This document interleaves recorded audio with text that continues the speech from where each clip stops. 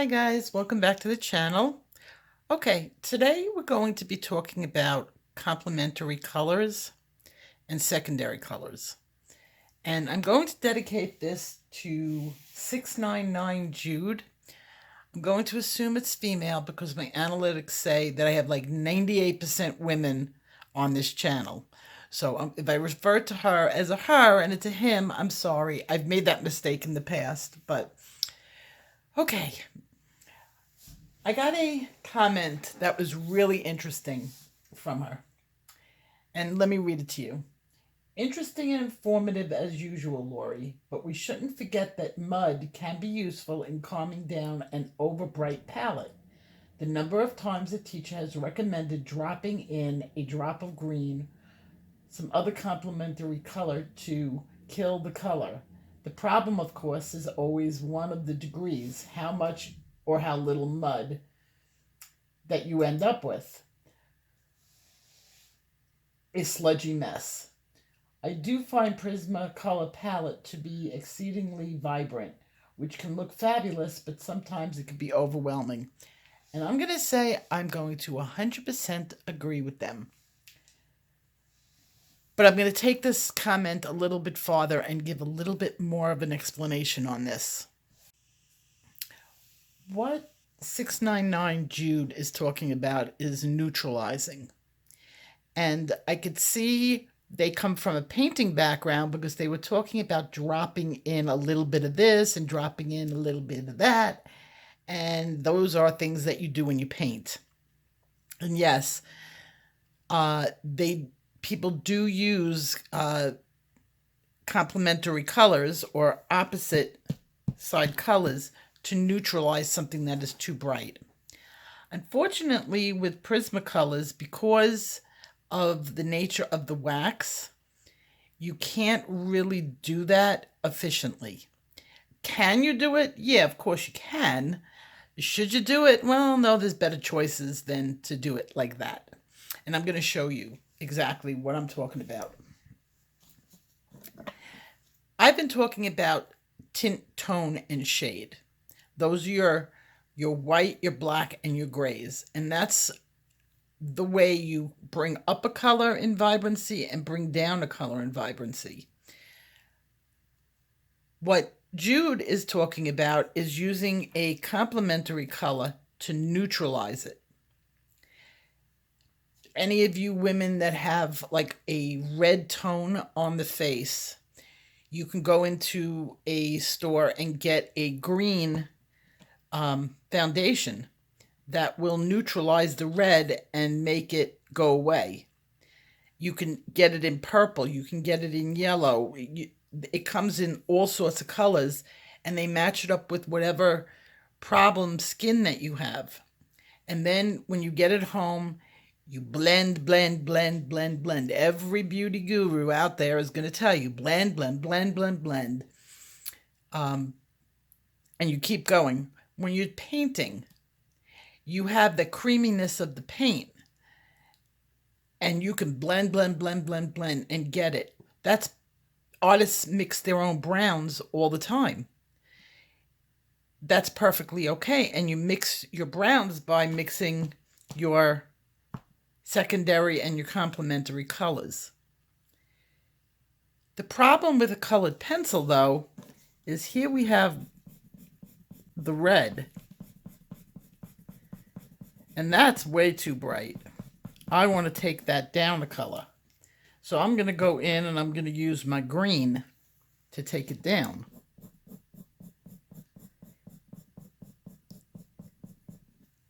It's not really taking it down in tone. You're trying to mask it.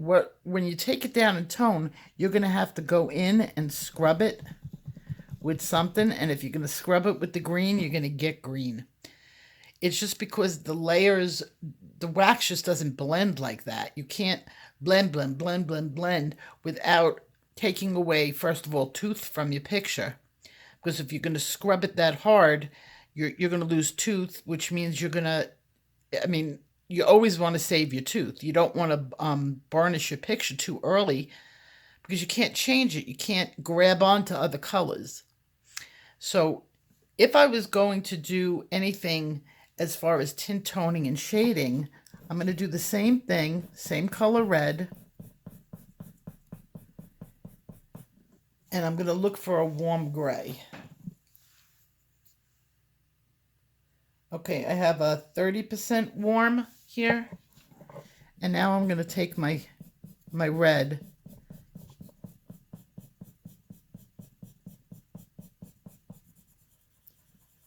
and I'm going to blend that up. I still have the red, but it's a darker shade of red. Then I can add a little bit more. And when I add that little bit more and it blends with the gray, we've got a tone. This is a tone of this red, where the green, you can clearly see it's still sitting there. Now I can go back and do this again with my red pencil, and I'm mixing it up the same way. I'm still going to have that green sitting on top of the red, and the green sitting on top of the red. This is a mud color. It's not exactly the most attractive, where this, on the other hand, is. So that's why I don't recommend neutralizing. Now, if I had my paints in front of me and I had a red that was really too bright and I wanted to tone it down, I can use my tint tones and shades to change the color. But I can neutralize it a little, and I think they say it's for like the walls, when you want to neutralize a color on the wall, or you use the color that's opposite it. So if I wanted to take down the paint, the brightness in the yellow, I would add a little purple. And you can actually see them doing that if you go in and get your paint mixed and you watch the colors that make that color up. When they're mixing it in the machine, you'll see they're adding a little purple, a little red, a little this and that. And that's what they mean by neutralizing. So it works the same way with all your different colors. What I'm recommending to you, especially the beginning people. Now, have I ever mixed red and green on a paper? Yeah, of course I have. There are ways, like if I'm in a forest and I need a really muddy thing on like a landscape, I might consider doing that type of mix, or mixing one of these colors if they're really close together. But if I'm going to do shadowing or shading or tinting of a color, it's going to be my tint tone and shade, my grays, white and black, of course. So I hope you guys understood this. We're getting towards the end of the Prismacolor box, which I'm really happy that we've gone through most of the colors. Yesterday we talked about the greens. A lot of the same issue that you'll have with the greens, you're going to get with your purple and your oranges too. They're not mutually exclusive. Green, when we were talking about where it is on the color chart as far as it being a warm or a cool color, and you have that dividing mark. On the blue, it's right at the aqua. On the green, you'll have it like right at the neutral green, true green. It's the same thing. When you get to your purples, you have that dividing mark where all of a sudden these purples are on the cool side and these purples are on the warm side. And you have to take the same precautions when using your grays and what will look better. On the orange, on the other hand, it sits between two warm colors. So you don't have that problem on the orange. It's just these two where you really have to think. So I hope that helps you. and to make you understand some of the terms you're going to see out there. I'm going to continue talking, of course, about color blending throughout this channel now and forever in the future. If you have any questions at all about your color blending, or you're not sure what way to go, I'm here to help you. I will tell you.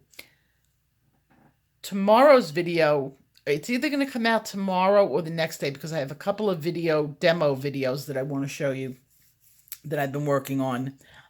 But I do have a video that I think is really going to help you, and that's coming up.